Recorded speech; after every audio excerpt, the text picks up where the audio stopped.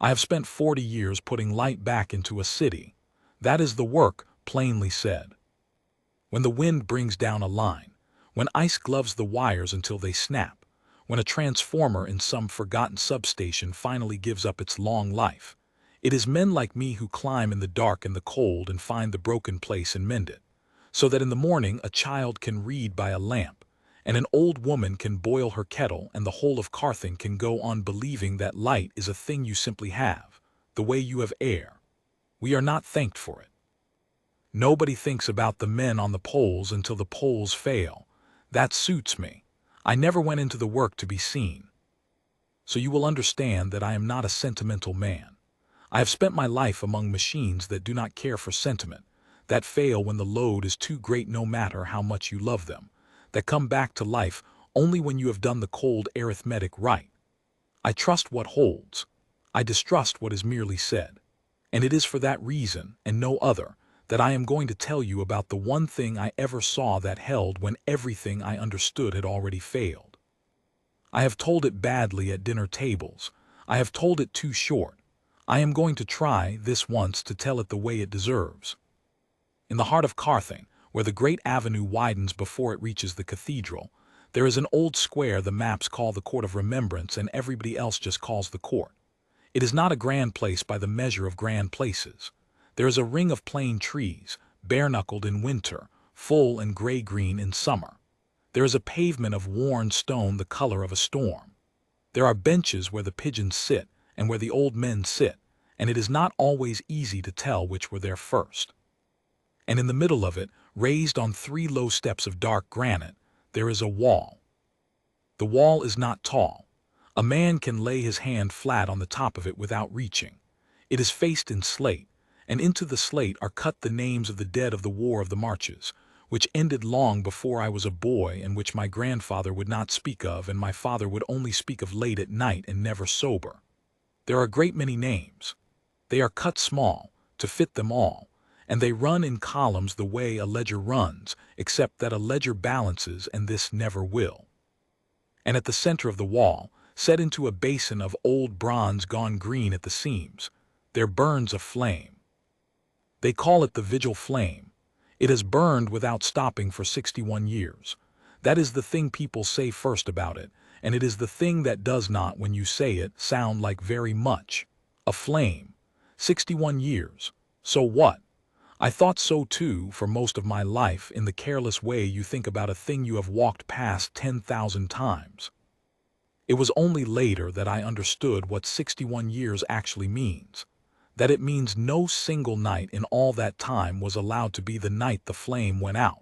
That every one of those 22,000 nights, in every weather this hard country can produce, somebody stood in that square and kept it. Because it does not keep itself. That is the part the tourists never grasp.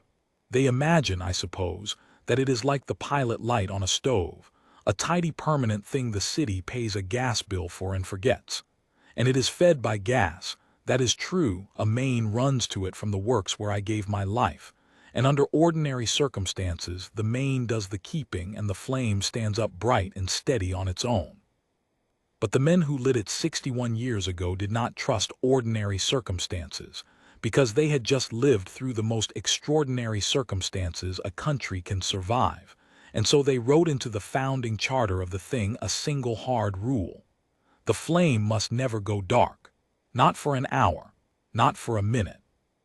If the main fails, it is the standing duty of the guard on watch to keep the flame alive by his own hand, with the old brass lamp and the oil that is stored for exactly that purpose, for as long as it takes, until the main is restored or until he is relieved or until he can no longer stand.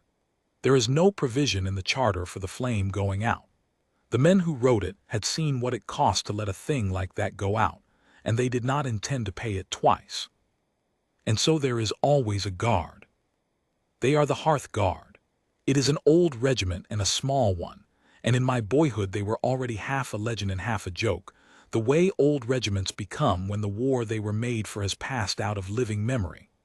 By day there are 2 of them, and they change with a ceremony that the visitors photograph, all stamping boots and presented arms and the long slow turn. but it is the night watch that matters. And the night watch is one man alone, from the last bell of evening until the first gray of morning. One man, in the scarlet greatcoat the regiment has worn since the founding, and the tall black cap of bearskin that makes even a short man look like a held breath, and the white gloves, and the long rifle at his shoulder that has not been fired in anger in my lifetime and is kept, all the same, in a state that would shame a soldier of any other corps. One man standing over the names of the dead and the flame that remembers them, all night, every night, while the city he is remembering them for sleeps and never thinks of him at all. I had seen that man 1,000 times. I had never once looked at him. He was furniture to me, scarlet furniture, a fixed point you navigated by on your way home. That is my shame, and I will not hide it, because it is the shame of the whole city, and somebody ought to say it plainly. We did not see him. We had stopped seeing him generations before I was born. He was the most ignored man in Carthage, standing in the most ignored corner of the busiest part of it, keeping the one thing none of us could have told you the meaning of if you had stopped us in the street and asked. His name, I learned afterward, was Edrin Hale, and he was a sergeant of the RoyalGuard, and he had stood the night watch over the vigil flame for 11 years. I want to tell you what kind of man he was, but I find I can only tell you what kind of man he was on one night, because that is the only night I ever truly looked. So I will tell you about the days before it, the ordinary, unremarkable days, because that is where the thing began, though none of us knew it was beginning. That winter, Carthage was full of foreigners. There was a delegation in the city, a large and important one, from the meridian conquered, which I will not pretend to explain to you in full because the politics of it were above the heads of men who climb poles. But the shape of it was simple enough, and we all understood the shape. Valdir is not a rich country. We have stone and we have weather, and we have a great many proud names cut into a great many walls, and we have never had enough fuel of our own to keep ourselves warm without buying it dear from people who have it to sell. The conquered had it to sell. More than that, the conquered had come with an offer to do the whole thing for us, to rebuild our grid, to run new lines, to supply the power cheap and steady and modern, so that men like me could be put out to pasture, and the whole creaking apparatus of Valdir's light could be handed over, neat and complete, to people who did it better. There were men in our government who wanted it. I will not say they were fools. The grid I served was old and tired, and it frightened me, some nights, how tired it was.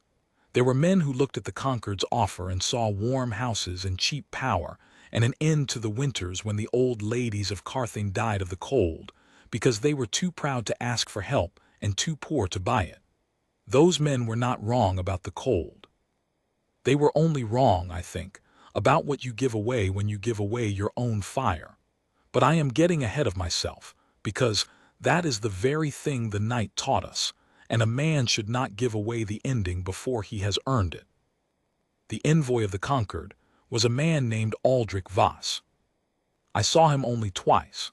The first time was in a newspaper, where he was photographed shaking the hand of one of our ministers, and even in the gray of the print you could see what he was. He was a handsome man in the way that expensive things are handsome, smooth and finished and giving nothing away. He had the kind of face that has never once been cold or hungry or afraid, and has therefore never had to learn anything those things teach. He spoke, the papers said, 6 languages, and he had built grids across half the world, and he regarded the whole of human life as a problem of efficiency that only sentiment kept us from solving. He said as much openly, and people repeated it as though it were wisdom. Waste, he said, was the only sin. Everything else was negotiable. The second time I saw him was in the court, and that is the part that matters. It was a fortnight before the storm. There was a reception of some kind, a tour the ministers had arranged to show the conquered's people the dignity of our old city before they finished carving up its insides, and the route of it took them through the court of remembrance at the blue hour, when the day guards had gone and the night watch had just come on. I was not there for the reception. I would no more have been invited to a minister's reception than to dine on the moon. I was there because a junction box on the cathedral side had been giving me trouble, and I was up a ladder in the cold with my hands full of cable when the whole shining procession came around the corner, and I had a view of it that none of the photographers had, which is the view from above and to the side, the view of a working man who is part of the scenery and is therefore allowed to see everything. The flame was burning. Edrin Hale was standing over it. I did not know his name then. He was only the night watch, scarlet against the slate, already gone still in the way they go still, the way that is not like a man standing at attention so much as like a man who has set something down and walked away and left only the shape of himself behind. The ministers came through with the Concord's people, and there was the murmur of important men explaining important things to other important men, and then Voss stopped. He stopped in front of the wall and he looked at the flame, and I watched his finished face do something I have thought about many times since. It did not soften, the way a man's face is supposed to soften in front of the names of dead soldiers. It sharpened. It came alive with a kind of pleasure, the pleasure of a man who has found, in the middle of a dull official afternoon, a thing worth being clever about. And this, he said, I am told burns always, day and night, 60 years. 61, said one of our ministers, who I will not name, because he behaved well enough later and a man's worst afternoon should not be his monument.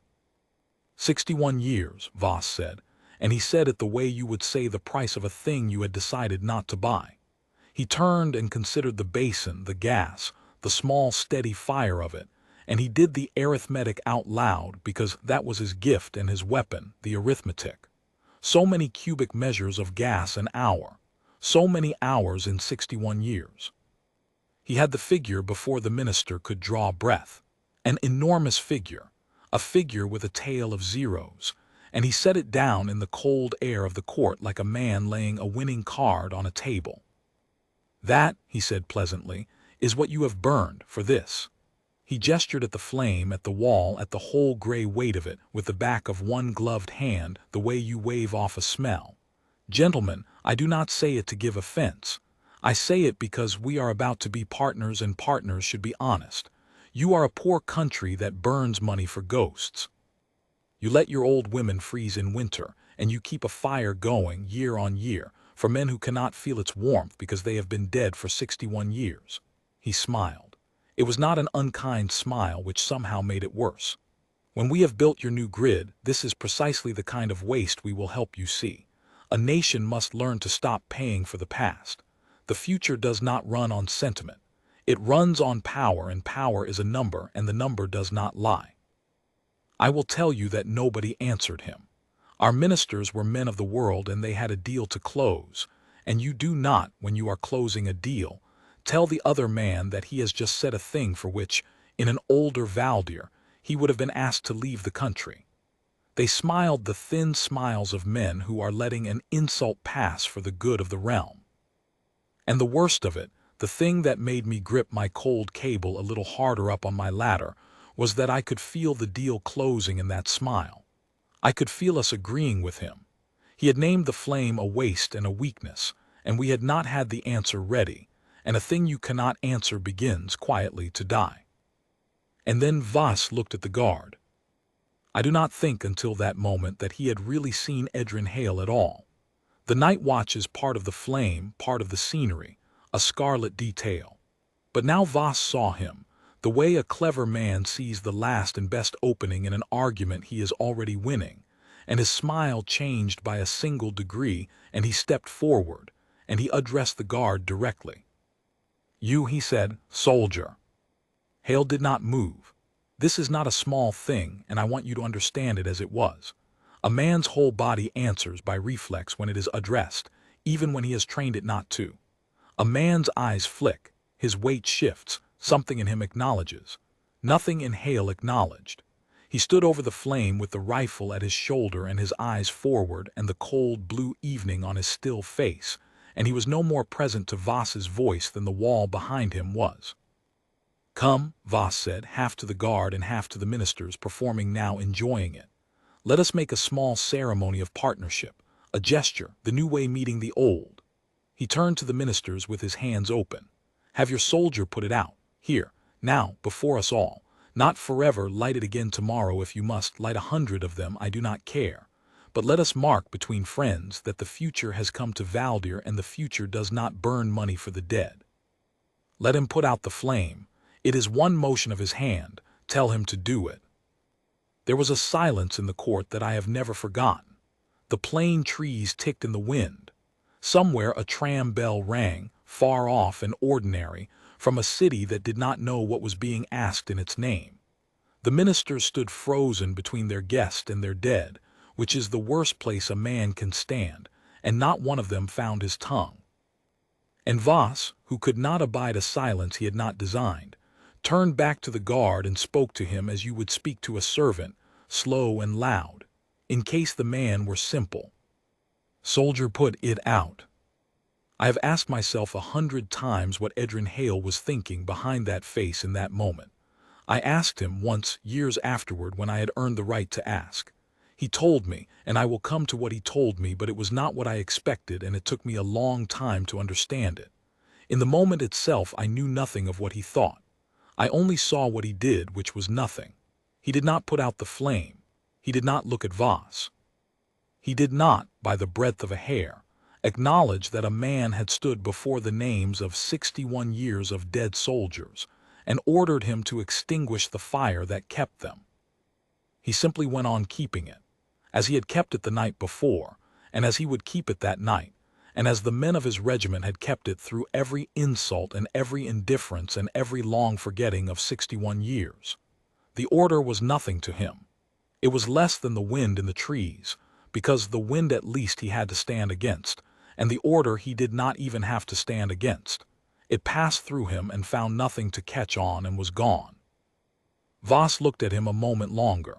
The pleasure went out of his face. I cannot be sure from a ladder in the blue dark, but I think that for one instant the smooth, finished man met something he could not price, and did not like the feeling, and put it away quickly the way such men do. He laughed, a short laugh for the benefit of the ministers, and he said something about old toys and old soldiers and how the future would not wait for either, and the procession moved on, and the court was as it had been, the flame, the wall, the one still man, the cold. But I will tell you that I climbed down off my ladder that evening with a thing turning over in me that I could not name, and I walked home the long way, past the court, which I never did, and I stood for a while at the edge of it in the dark, and I looked at the night watch the way I had never looked at him in 40 years. I do not know what I was looking for. I think I was looking for the answer the ministers had not had. I did not find it. There was only a man standing over a small fire, keeping it, asking nothing, given nothing, and the great black indifferent city all around him going about the business of forgetting. The answer came 2 weeks later, and it came in a way none of us would have chosen, and it cost more than money, and I was there for the whole of it, because that was the night the lights went out in Carthage and stayed out, and a lineman does not sleep on a night like that. It began as ice. You who have not worked the lines do not know about ice the way we know about it. You think of ice as a hardship, a thing that makes the roads dangerous and the mornings cruel. We think of ice as an enemy with a plan. It comes when the air is just so, a degree on the wrong side of freezing, with rain that is not quite rain, and it does not fall and lie like snow. It clings. It builds. It sheathes every wire and every branch and every blade of grass in a clear glove that thickens hour by hour, beautiful in the lamplight, lovely as a country made of glass. And all the while it is adding weight, and weight, and more weight, to lines that were strung to carry current and not to carry the slow, patient murder of the ice. And there comes an hour when a line that has hung for 100 years cannot hold 1 more ounce, and it comes down. And where it comes down, it takes the next with it, and the next, all down the road, a long, bright unzipping of the city's whole nervous system, and then there is dark. That is what came to Carthage that night. It had been threatened for 2 days, that particular wrongness in the air, and we at the works had watched the glass climb on the lines outside the windows, and we had known, the way old hands know, that this was not going to be one we mended by morning. The first lines came down a little after the evening bell. By the second hour of true dark, whole districts of the capital were gone. By the third, it was most of the city. I was out by then, of course. We were all out, every man the works could put on a pole, climbing into a country that had turned to glass and black, working by the light of our own lamps, mending what could be mended and watching, helpless, as faster than we could mend it the ice brought more of it down. I will not dwell on our part of it, except to say it was the hardest night of my working life, and I have had hard ones. The cold was a living thing that got inside your gloves and your boots and your chest and would not be argued with. The ladders were lethal. Twice I watched a line let go above me with a crack like a rifle and a long blue spark, and felt the dark come down another street. And all the while, over the whole black drowning city, there was that terrible silence that comes when the power goes, not a true silence, but the absence of the 10,000 small hums you never knew you were hearing, the refrigerators and the street lamps and the trams and the great breathing of a living city, all of it stopped at once, so that what is left is only the wind, and the ice ticking down out of the trees, and somewhere a dog, and somewhere a child crying. And under it, all the enormous held breath of 500,000 people sitting in the dark, afraid. People are afraid of the dark. We pretend as grown men that we are not, but we are, and a city in the dark is a frightened animal. I climbed down from a pole around the 4th hour, my hands past feeling, to move my crew toward the worst of it near the center, and as we came down the great avenue toward the cathedral I saw the whole heart of the capital laid out below me, and it was black. The cathedral black. The ministries black. The grand hotels where the Concord's people slept black. Carthage, the proud old capital of Valdir, 61 years of light, gone out in a single night, every window dark, as though the city had closed its eyes. Every window but one. I saw it before I understood it. A single point of light, low and warm and small, down in the black bowl of the court of remembrance, steady as a held note while everything around it had failed. I stopped on the cold pavement and I stared at it, and my first thought, God forgive me, was a lineman's thought. That cannot be on the main is dead, the whole grid is dead, what is feeding it? And then I remembered. The gas. The flame ran on the gas main, not the grid. And then, even as I thought it, I knew that could not be the answer either, because the gasworks took its pressure from pumps, and the pumps took their power from the grid, and the grid was dead, and so the gas had died with it, hours ago. There was no main feeding that light. There was nothing feeding that light that I could account for with any of the arithmetic I had spent 40 years learning to trust. There was only a man. I went toward it. I will not pretend it was duty. My duty was up a pole. I went toward it the way the moth goes, the way every living thing in that frozen city was. I would learn, beginning to go, drawn through the dark toward the one place it had not won. And as I came down into the court I saw what was keeping the light, and I have carried the sight of it for the rest of my life. Edrin Hale was kneeling at the wall. The flame in the bronze basin had gone out. It must have gone out hours before, when the gas died, as it had a right to, as any flame has a right to when the thing that feeds it fails. But it was not dark. Set on the granite step beside the basin was an old brass lamp, a plain, ugly thing, the kind a man might have used in a mine 100 years ago, and it was burning, and Hale was tending it. The oil store, I learned the whole of it later, was a small iron tank the regiment kept buried by the wall for exactly this. The provision the founders had made for exactly this. The line in the charter that no one in 61 years had ever needed to use through a whole night. And Hale had broken it open with his bare hands when the gas pressure fell, and he had lit the old lamp from the dying flame before it could go entirely out, and he had been feeding it by hand ever since. That is what feeding it by hand means, and I want to be exact, because the words are easy and the thing was not. The lamp was old and it was greedy, and it was not made to burn unattended in a gale. The wind in the open court tore at it. The ice came down off the bare plain trees in sheets. The wick wanted constant tending, and the oil wanted careful pouring, and the whole small flame had to be sheltered with a man's own body, and a man's own cupped white glove, bent over it against the wind, turned this way, and that as the wind turned, hour after hour after hour, in a cold that was killing the old and the strong alike all across the city that night. There was no relief coming. The relief could not get through. The streets were glass and the trams were dead, and the whole apparatus of the regiment was as paralyzed as everything else. There was no one watching. The court was empty and black when I first saw the light, not a soul in it but the kneeling man. There was no order to do it. The only man who had given Hale an order in weeks had ordered him to do the opposite. There was nothing, no relief, no witness, no command, no reward, no warmth, no end in sight, nothing at all in the whole frozen, indifferent night to make a man do what Edrin Hale was doing, except the thing that the founders had written into the charter 61 years before, and that he had carried in him every silent night of 11 years. The flame must never go dark. I came to the edge of the steps and I stopped, because I did not feel I had the right to come closer. He did not look up at me. I do not think he had the attention to spare. The flame had all of it. But he must have known I was there, and after a moment he spoke, without turning, in a voice gone rough with the cold and with hours of breathing the lamp's fumes, and the voice was so quiet and so matter-of-fact that I have never been able to forget it. "It will hold," he said. "Tell them if they ask, it will hold." I did not know what to say. I am not a man of words. I said like a fool, "Sergeant, you'll freeze. There's no one out. No one would know."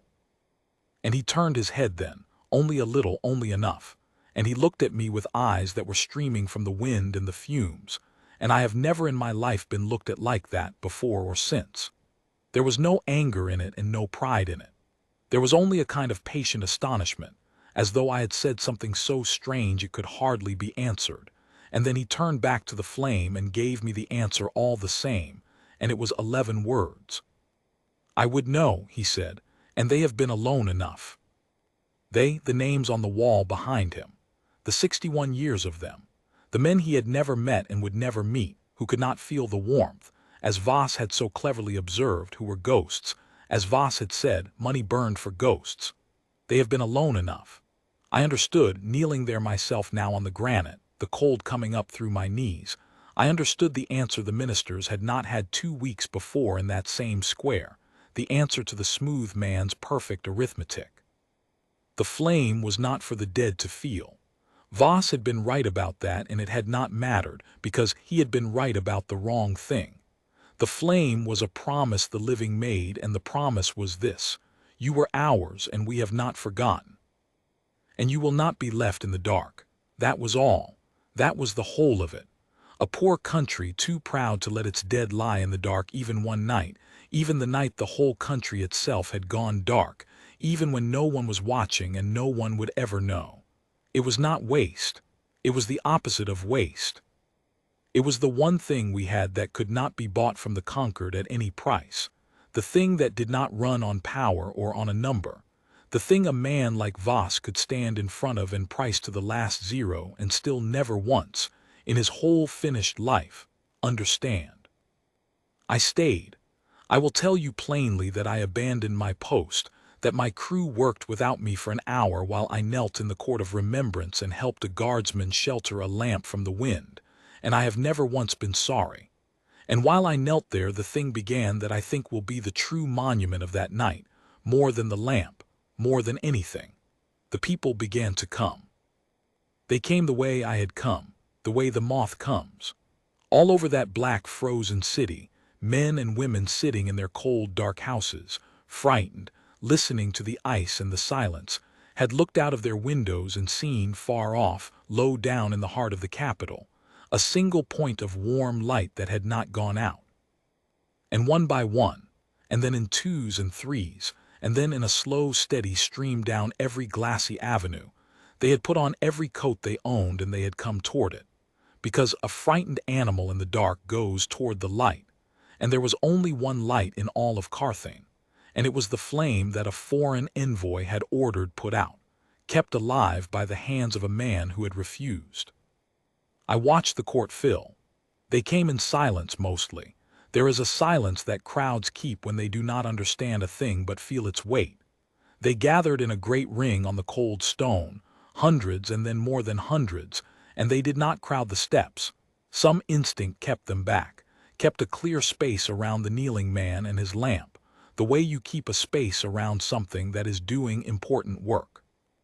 Old women came, the very old women who Voss had said we let freeze, and the young ones gave them the front and the warmth nearest the flame. Children came, wrapped to the eyes and were lifted to see. Men came from the trams that had died in the streets, and men came in the rough coats of the works like mine.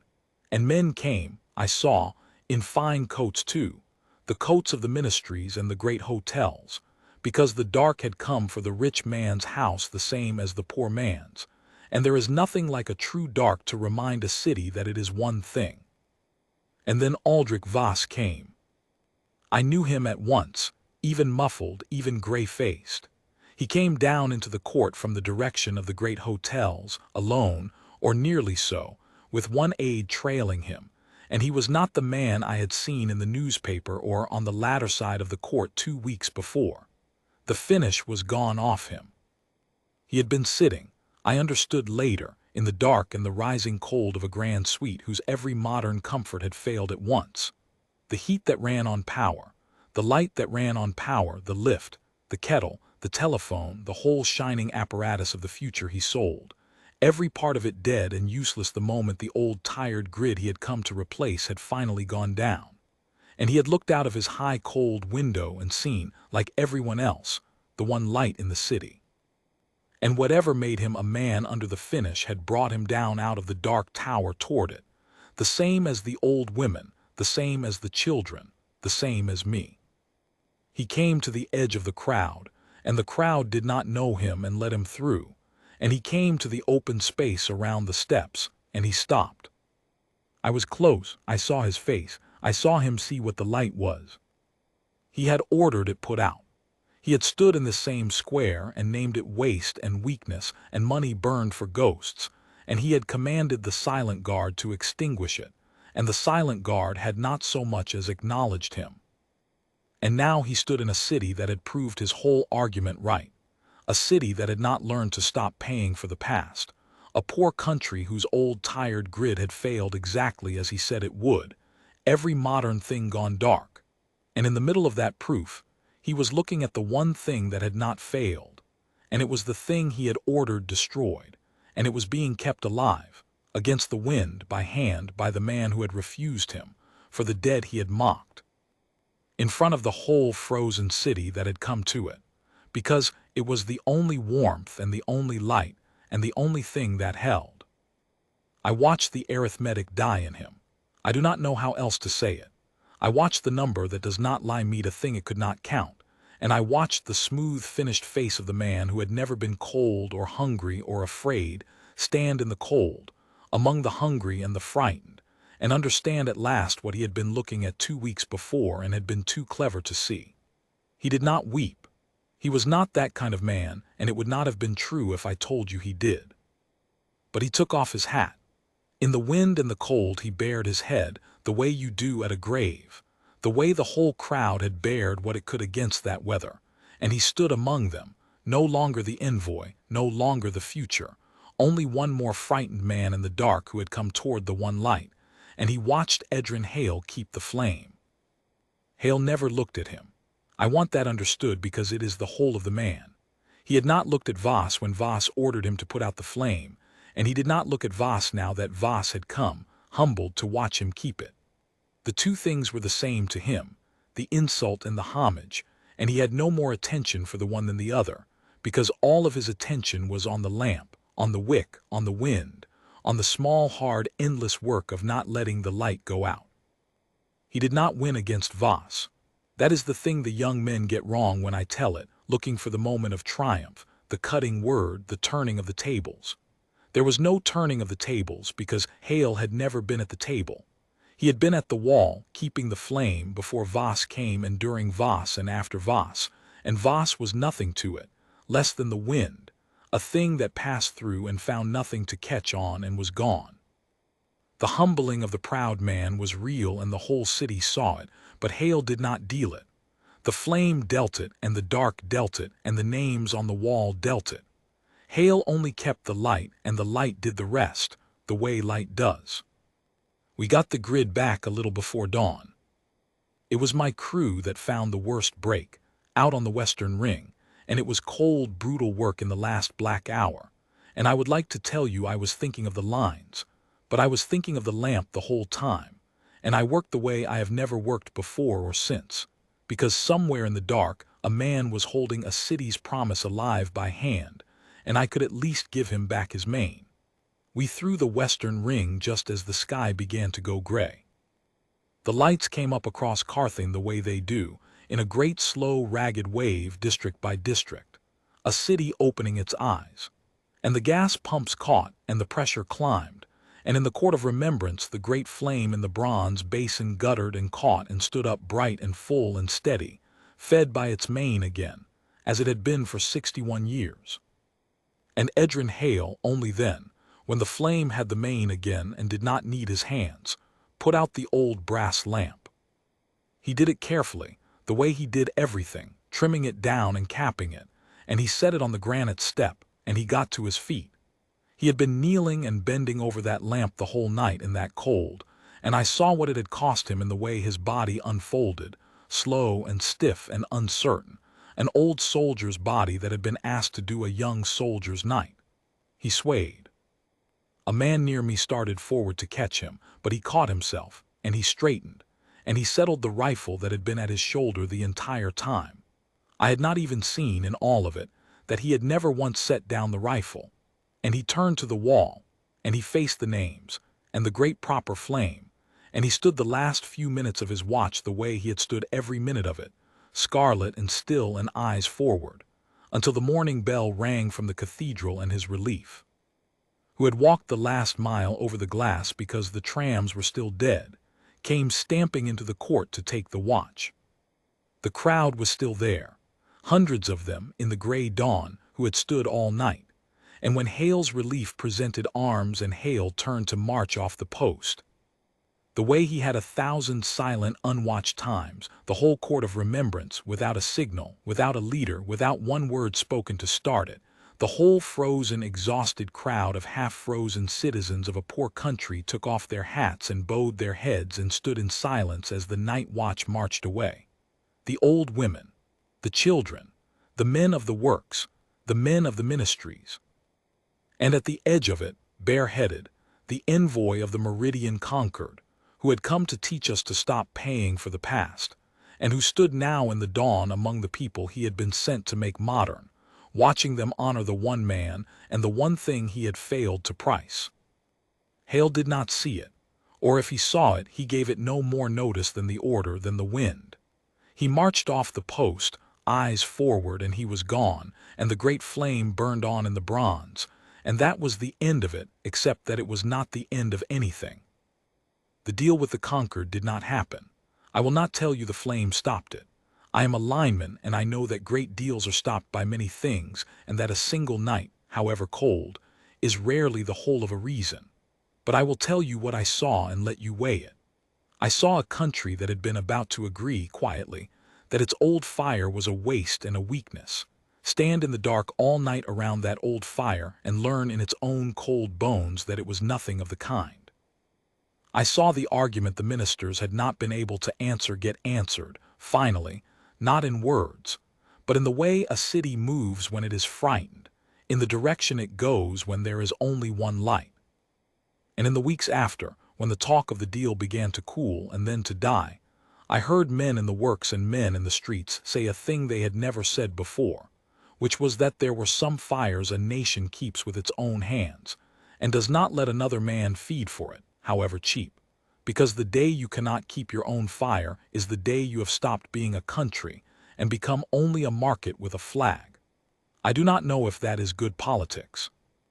I know it is true, and I know we did not know it until the night the lights went out, and I know that the man who taught it to us never said a word. As for Voss, he left Valdir not long after, and I never saw him a third time. There were stories, the way there are, that he had asked before he went to be taken back to the court in daylight, and had stood a long while at the wall reading the names. That he had said something to one of the ministers about a thing he had not understood. I do not credit the stories particularly. Men like to tidy up the proud man's defeat into a neat conversion, and life is rarely so tidy. I credit only what I saw, which was the bared head in the dark, and that was enough. A man does not have to be made good. It is enough sometimes that he is made to see once the thing he was too clever to see, and to take off his hat to it.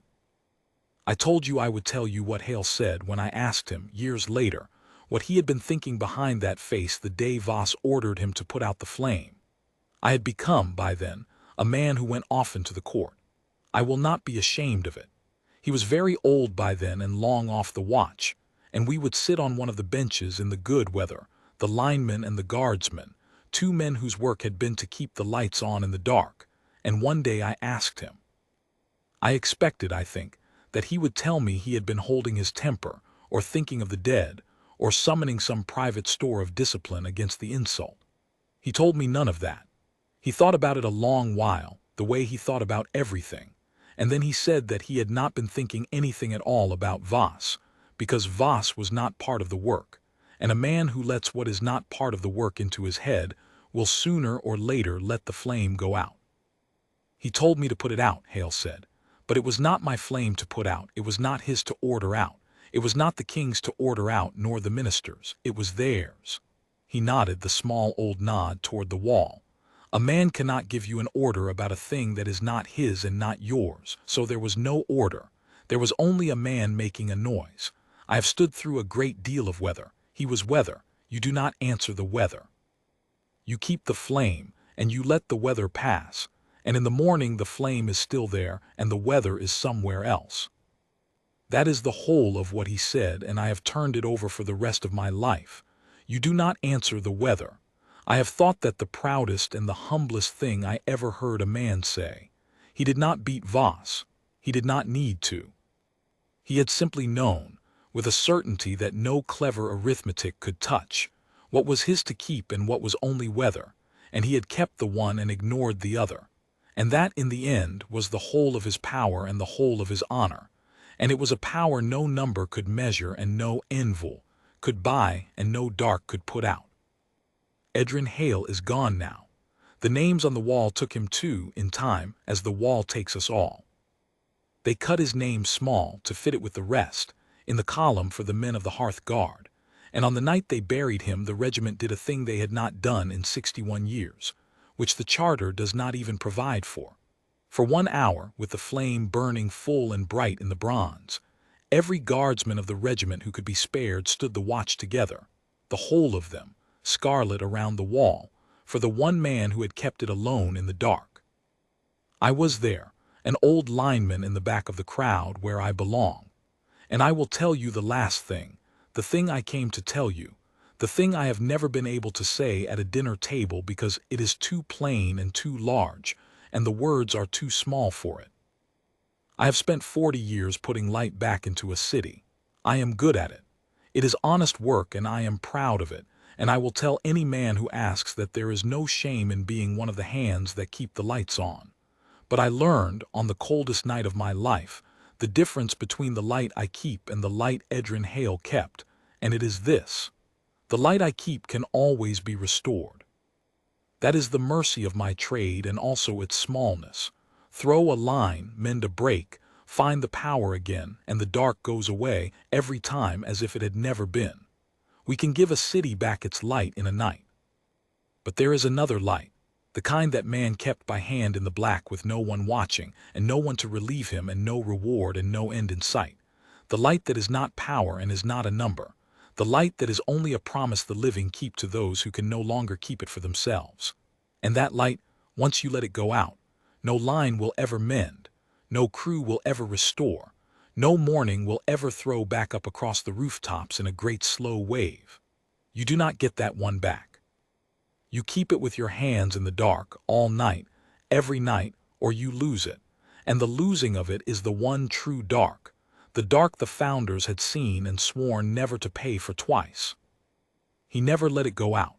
Through the worst night that frozen country ever knew, when every other light in the capital had failed, and the proud man's whole future lay dead and dark in the streets, that one old soldier knelt at the wall and kept the promise alive with his own 2 hands, and asked nothing, and was given nothing, and would have done the same had not a single soul ever come.